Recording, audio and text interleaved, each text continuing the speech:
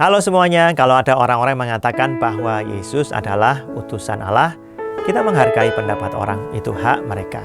Tetapi kita harus melihat apa kata Alkitab tentang Tuhan Yesus Kristus. Dia bukan utusan biasa. 1 Yohanes pasal 4 ayat 2-3 berkata demikian. Demikianlah kita mengenal roh Allah. Setiap roh yang mengaku bahwa Yesus Kristus telah datang sebagai manusia, berasal dari Allah. Dan setiap roh yang tidak mengakui Yesus, tidak berasal dari Allah. Roh itu adalah roh antikristus, dan tentang dia telah kamu dengar bahwa ia akan datang dan sekarang ini ia sudah ada di dalam dunia. Kata roh tidak selalu berarti nyawa manusia. Roh bisa berarti semangat yang diajarkan. Contoh kalimatnya begini.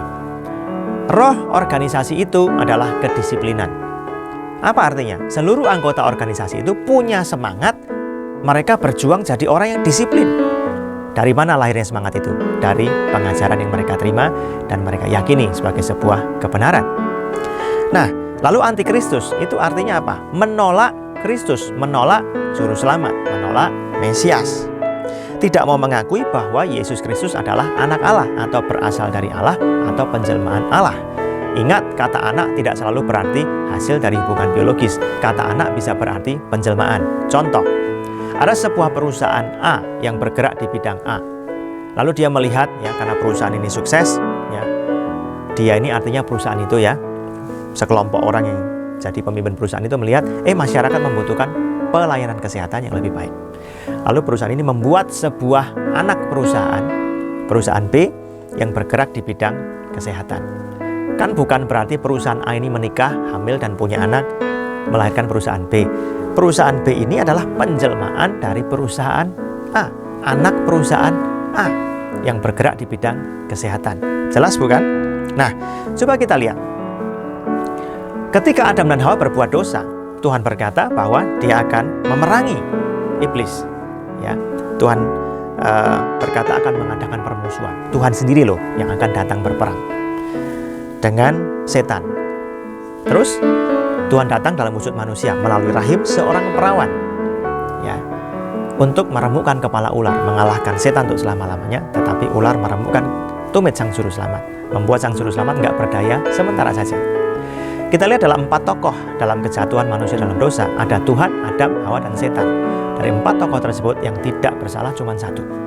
Untuk menutupi ketelanjangan Adam karena dosanya, Tuhan mengambil seekor binatang yang tidak bersalah, diambil kulitnya untuk menutupi ketelanjangan Adam dan Hawa.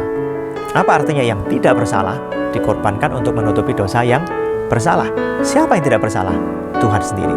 Jadi jelaslah bahwa Yesus adalah penjelmaan Allah dalam wujud manusia. Dalam Yesaya pasal 9 ada aneka macam gelar tentang Tuhan Yesus yang diakui oleh Tuhan dan diakui oleh manusia. Ya, sangat banyak manusia. Kita baca Yesaya 9 ayat 6 dalam versi ASV. For unto us a child is born, unto us a son is given, and the government shall be upon his shoulder. Lambang pemerintahan ada di atas bahunya. And his name shall be called. Dan namanya akan disebut. Ya, disebut sebagai apa?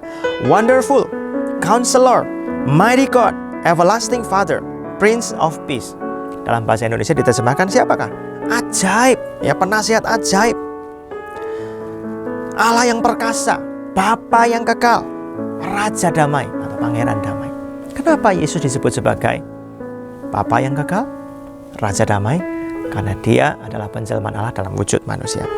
2 Yohanes 1 ayat 7 berkata, sebab banyak penyesat telah muncul dan pergi ke seluruh dunia yang tidak mengaku bahwa Yesus Kristus telah datang sebagai manusia. Itu adalah si penyesat dan antikristus. Kalau dikatakan Yesus datang sebagai manusia, tadinya siapa? Dia adalah Allah sendiri. Jadi jelas, kita mengenal Tuhan dalam 3 pribadi, Bapa, Anak, dan Roh Kudus. Seperti kita punya roh, jiwa, dan tubuh. Nggak bisa dipisahkan. Ya. Apakah Allah kita 3? Tidak, Allah kita esa, 1. Tetapi kita melihat, ya, Tuhan itu maha hadir ketika dia di bumi, bukan berarti surga kosong. Dia maha kuasa, dia mampu melakukan segala-galanya. Jadi saudara sekalian, mari kita pegang teguh iman kita. Kita belajar Alkitab dengan teliti. Dari Kejadian sampai Wahyu dibaca berulang-ulang, dimengerti dengan sungguh-sungguh, sehingga kita menemukan sebuah fakta kebenaran bahwa Tuhan datang ke dunia menjadi manusia. Dia mati di kayu salib. Pada hari ketiga bangkit dari kematian, dia naik ke surga dan akan datang kembali membawa semua orang yang percaya kepadanya masuk dalam kemuliaannya. Ujilah setiap roh, setiap semangat yang lahir dari pengajaran.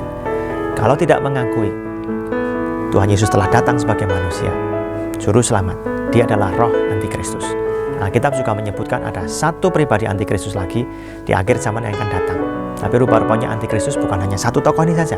Ini tokoh sentral yang kita kenal sebagai manusia durhaka yang menyatakan dirinya sebagai Allah, ya. Rasul Paulus menyebutnya demikian. Tapi kita melihat ada banyak antikristus yang mengajarkan ajaran-ajaran yang menyimpang dari dasar iman kekristenan. Berhati-hatilah dengan apa yang kita mengerti, apa yang kita dengar dari orang lain. Uji setiap roh, uji setiap pengajaran, agar kita tidak tersesat, agar kita tidak tertipu. Tuhan memberkati.